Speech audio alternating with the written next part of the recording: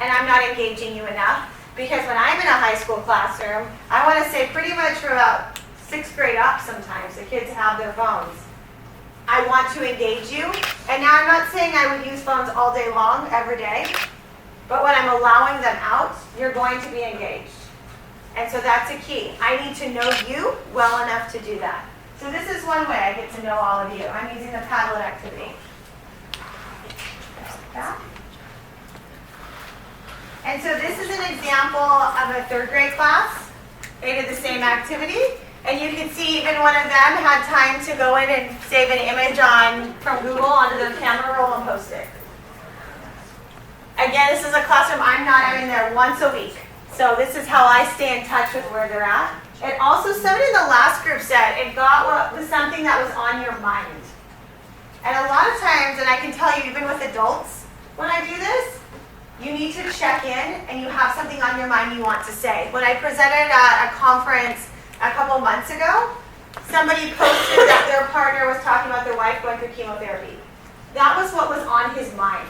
He needed to talk about it, and sometimes we just need to acknowledge what's on our mind to check in. Maybe a kid needs to acknowledge that their dog died last night, and that's all they're thinking about, and now that they've told somebody, they can check in better, and then I know their dog died. So now I can go talk to them about that or check in with that to make sure they're okay. Okay, so the next of teaching the middle school or junior high age group is that you can have that influence and you can cause them to maybe want to be a teacher as well. How many of you in here have a junior high or middle school teacher as a reason why you are considering the profession of teaching? Anybody? What about high school? Anybody have high school? Another influential age group as well. Whenever you teach between the 7th and 12th grades, you can have this kind of influence. And having that kind of influence is just super cool. I have had a few of my past students who have contacted me through Facebook after they stalked me and found me. Or what does Eric say? They followed me, right? But anyhow, they find me and then they tell me, I'm in college here right now to become a teacher, or I'm already a teacher and I'm teaching here. It is so freaking cool. That is probably one of the coolest things about social media, is that it has allowed me to reconnect with some of my students that were my students so many years ago now, and now they are like almost 30,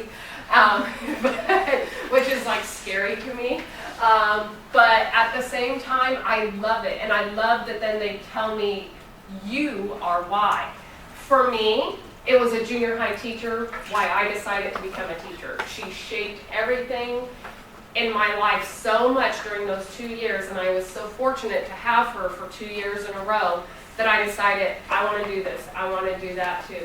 And I ended up going back to my junior high and teaching there, and teaching with some of the people that were my teachers. It's kind of weird. It's a little awkward when you're still like, hi, Mr. So-and-so, and they're like, just call me Jim, and you're like, I don't know about that. It's kind of weird. That was definitely an adjustment, but it's really cool. Now, challenges. So what are the challenges for this age group? Kind of some of the same things that we talked about as being a positive. The physical changes that their bodies are going through. I think that that's one of the things why people fear them, is because adolescence is upon them. Their bodies are turning against them in their minds because all these freakish, weird things are happening. And some of them have really cool parents that talk to them and tell them what to expect. I don't know, some people have the, in 5th grade, they come talk to you about adolescence, and then they do it again in like your health class in junior high. Some kids are rolling with just that information, and that's not a lot. And so they end up coming to you, the educators, and going, I don't know what's wrong, what is going on with my body? It's like I woke up today and it's turning against me. Why? Why is there war on my body? And so some of them don't react too positively during this time period, and I think that that's why people don't want it. But for the most part, if you just give them support and give them attention, and they know that they're okay and that this is normal, that's all they need. Automatic and almost prescriptive. We go about it in sort of a prescriptive way. Okay, this student is going to need peer modeling and a visual schedule. I think that's really going to help the student. And over here, I'm really going to utilize a positive behavior support system to help this student. So we know all of these things, and then we know the different disabilities, and we know how to plug in the right strategies to help students. Special educators are experts on all things SPED law. So I mentioned IDEA. That's just the tip of the iceberg. There are a lot of laws that we have to know and we have to follow. There are timelines and ways of communicating, making sure that parents are informed and part of our team. And we've got to really follow those laws. We have laws about confidentiality. We can't disclose to just anyone that our student has this disability or that disability.